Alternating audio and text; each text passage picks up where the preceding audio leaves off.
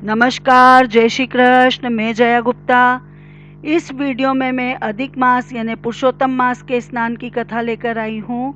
जब आप कार्तिक मास का स्नान करते हैं, बैसाख मास का स्नान करते हैं, तो स्नान करने के बाद श्री हरि विष्णु की, नारायण की पूजा करते हैं, साथ ही तुलसी जी की, पीपल की, पतवारी की पूजा करते हैं और इन सब की कथा सुनते हैं। इसी तरह जब आप अधिक मास का स्नान करते हैं तो भगवान कृष्ण की पूजा करते हैं, अधिक मास स्नान की कथा सुनते हैं, साथ ही पीपल, पतवारी, तुलसी जी, इनकी सबकी भी कथा सुनते हैं। तो आइए देखें पुरुषोत्तम मास के स्नान की कथा। एक गांव में एक सासू बहू दोई रहती थी। अधिक मास का महीना आया तो सासू ने बहू से की कि बहू, अब कल से अधिक मास लग रहा है तो मैं रोज सुबह अधिक मास नहाऊंगी। तो बहू जिज्ञासावश पूछ लेती कि सासू माँ, ये अधिक मास कहीं होवे, मुझे भी बताओ। तो सासू माँ बोलती है कि जिस महीने संक्रांति नहीं होती है, मतलब सूर्य एक राशि से दूसरी राशि में प्रवेश नहीं करता है, और वो महीना 2 बार आता है, तो वो अधिक मास होता है। और ये 3 साल में एक बार आता है। इस अधिक मास को पुरुषोत्तम मास भी कहते हैं। ये भगवान श्री कृष्ण को बहुत ही प्रिय मास माना जाता है। इसलिए इस मास में सवेरे जल्दी उठ के, सुबह सुबह सूर्योदय से पहले उठ के नारायण तारायण पारायण करनी चाहिए। तो बहू बोलती कि माँ, ये भी बता दो कि ये नारायण तारायण पारायण कैसे किया जाता है।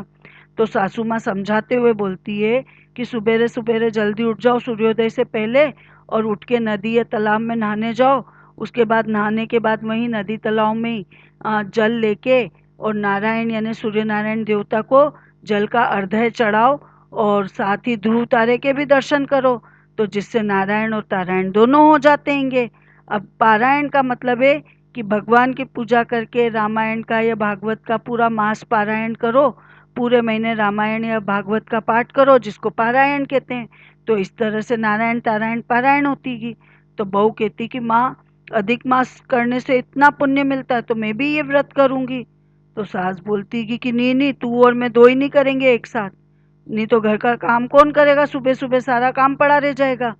तो बहू बेचारी डर जाती कि, और वो मन ही मन में ठान लेती कि करूंगी तो मैं भी अधिक मास का व्रत, कैसे भी करना पड़े, सासू माँ को नहीं बताऊंगी। तो दूसरे दिन से सासू माँ जब 4 बजे उठती है तालाब में नहाने के लिए जाने के लिए, और सासू माँ तालाब में नहाने चल जाती, तो बहू भी पीछे पीछे उठ जाती कि अब वो देखती कि मटके के नीचे जो कुंडा रहता है जिस पे मटका रखा जाता है, वो मटका जमता आएगा तो उसमें पानी भर जाता है, वो पूरा पानी से भरा हुआ होता है। तो वो उस पानी को लेके और नहा लेती है, और नहाने के बाद छत पे जाके एक ताजा लोटा जल का भर के ले जाती है और नारायण और तारायण भी कर लेती है। अब उसके बाद वो घर के सारे काम काज जल्दी जल्दी करने लग जाती है। उसको डर लगता है कि सासू माँ आ गई तो लड़ेगी। तो ऐसा करते करते 3-4 दिन निकल जाते हैं। वो सारे काम भी करती है, रोज कुएं का पानी भी भरने जाती है, कुंडी बेवड़े से पानी भी भरती है। एक दिन कुएं का पानी लेने जाती है तो उसका बेवड़ा उससे उठता ही नहीं है। वो बहुत देर तक कोशिश करती पर नहीं उठता है। तो वो बड़बड़ करने लग जाती कि रोज तो उठा के ले जाती हूँ और उठ जाता, आज तो ये उठ ही नहीं रहा है। ये कहते कहते वो सोच में पड़ जाती, इधर उधर देखती कि, तो उसको एक लड़का दिखाई देता है। तो वो उस लड़के को बुलाती है, कहती भाई ये मारो बेवड़ो उठवा दे, रोज तो उठा के ले जाऊं पर आज तो उठ ही नहीं रही हो। तो लड़का उसके बेवड़ा उठवा देता है और उसके सिर पे रखवा देता है। अब वो पर रखवाता और कहता है, सासू नावे उंडे बहू नावे कुंडे। अब वो तो चले जाता है और बहू भी चल जाती है। अब ऐसा 1 दिन 2 दिन 3 दिन, अब ऐसा तो रोज ही होने लग जाता है कि बहू का बेवड़ा तो उठता ही नहीं है।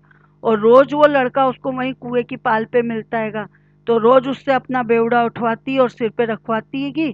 और वो रोज बोलता है कि सासू नावे उंडे बहू नावे कुंडे। तो एक दिन बहू उससे पूछती कि भाई तू ऐसे क्यों बोलता है। तो वो बोलता है तुम रोज नहाती तो हो कुंडे के पानी से, इसलिए मैं ये कह रहा हूँ।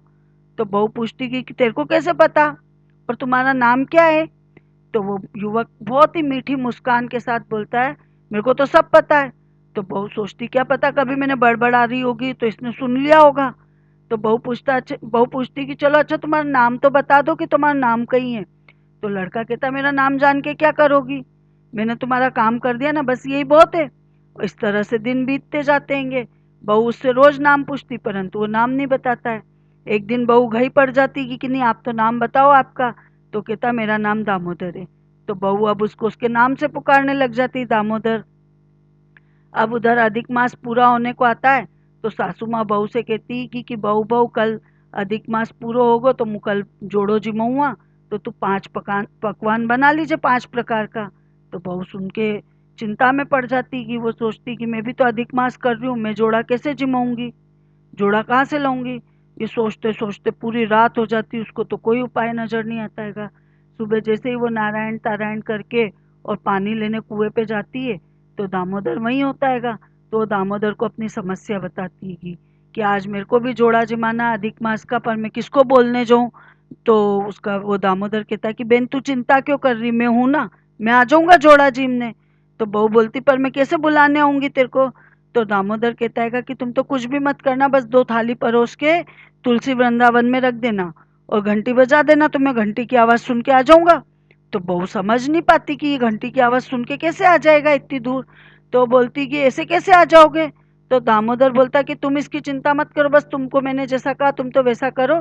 तो बहू सोचती ठीक है, जो होगा वो देखी जाएगी। वो ठीक है बोल के और घर आ जाती जल्दी से। और घर आके जल्दी जल्दी फटाफट फटाफट 5 प्रकार के पकवान बनाती गी। और सासू माँ से कहती कि आप आपके जोड़े को बुला लो, भोजन तैयार हो गया। तो सासू माँ अपने जोड़े को बुला के लाती है, जोड़े को आगे चौक में बिठा देती गी और उनकी थाली परोस देती बहू।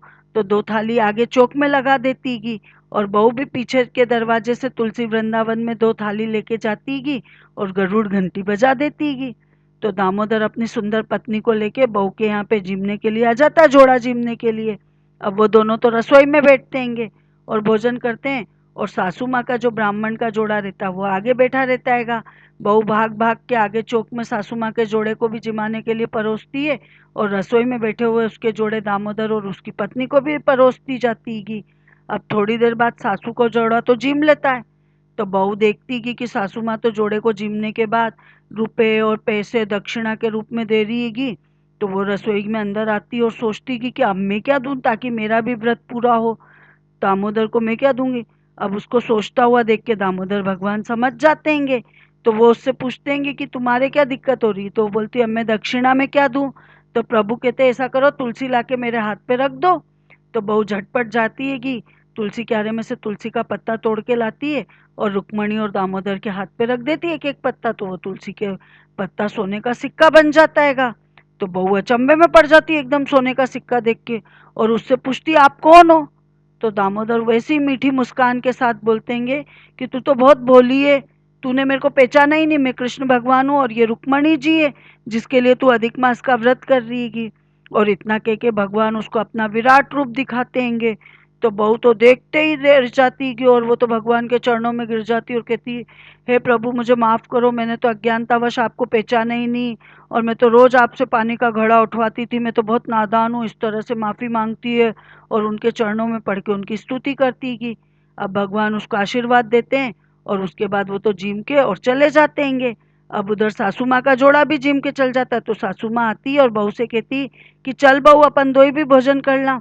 तो रसोई में जाती तो देखती कि वहाँ तो 2 थाले भरी हुई है, हीरे मोती माणिक वगैरह भरे हुए उनमें, और कलश जिसमें उन्होंने पानी पिया था वो भी सोने का हो गया। और वहाँ पे भगवान के पद चिन्ह भी मिलते हैं उनको तो जाते हुए भगवान के। तो सासू माँ को आश्चर्य होता तो वो बहू से पूछती है। तो बहू पूरी बात डरते डरते बता देती कि सासू माँ आपने अधिक मास करियो तो मैंने भी करियो। आप तो रोज तालाब में नहाबा जाती, मुकुंडा में ही पानी से नहा लेती थी। और इस तरह से बता देती कि अब आपने जब जोड़ा जिमाने की तो मैं किसको बुलाती। तो वहाँ तालाब यानी कुएं के पाल पे मेरे को एक लड़का मिलता था जो मेरा घड़ा रोज उठवाता था, मेरा बेवड़ा। तो उसने कहा कि मैं आ जाऊंगा जिमने। तो वो आया था, वो तो भगवान श्री कृष्ण और रुक्मणी जी थे। तो सासू बोलती बहू तू तो बहुत भागवान है, तो ये तो अधिक मास टूटिया, भगवान ने तो साक्षात दर्शन दिया था रे, तो जोड़ा के रूप में भी भगवान श्री कृष्ण स्वयं रुक्मणी जी के साथ जिम्बा आया। अब और भगवान ने तो तेरे तो आंधन के भंडार भर दिए। इस तरह सास बहू दोनों का अधिक मास संपन्न होता है। हे भगवान, जैसे उस बहू को टूटे ऐसे सबको टूटना, सबके आंधन के भंडार भरना। कथा अधूरी हो तो पूरी कर जो, पूरी हो तो मान कर जो। कहानी कहता सुनता होकारा भरता, कहानी पढ़ता सभी भाई बहनों के पुरुषोत्तम मास सफल कर जो, सबके आंधन के भंडार भर जो। बोलो जय श्री राधे कृष्ण की जय। आपको मेरा ये वीडियो अच्छा लगा तो लाइक और शेयर कीजिए। अभी तक यदि आपने मेरे चैनल को सब्सक्राइब नहीं किया है तो कृपया मेरे चैनल को सब्सक्राइब कीजिए, बेल आइकन को हिट कीजिए ताकि मेरे नए वीडियोस के नोटिफिकेशन आपको तुरंत प्राप्त हो। हिंदू धर्म, संस्कृति, तीज त्योहार, व्रत कथा, रीति रिवाज इत्यादि जानने के लिए मेरे साथ बने रहिए। जय श्री कृष्ण।